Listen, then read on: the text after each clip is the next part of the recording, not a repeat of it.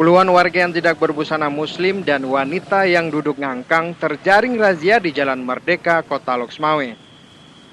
Razia dilakukan terhadap wanita yang tidak menutup aurat, memakai celana panjang ketat, pria yang menggunakan celana pendek, dan wanita yang duduk ngangkang. Satu persatu warga yang melintas langsung diberhentikan dari sepeda motornya oleh petugas untuk dilakukan pembinaan dan peringatan. Sekitar 80 warga ikut terjaring dalam razia ini. Mereka hanya menandatangani surat pernyataan tidak mengulangi lagi dan diberikan pengarahan oleh petugas. Kepala Satpol PP dan WH Loksmawe Irsyadi mengatakan, selain razia busana muslim, razia juga dilakukan terhadap kaum wanita yang duduk gangkang di atas sepeda motor sesuai dengan seruan Wali Kota Loksmawe.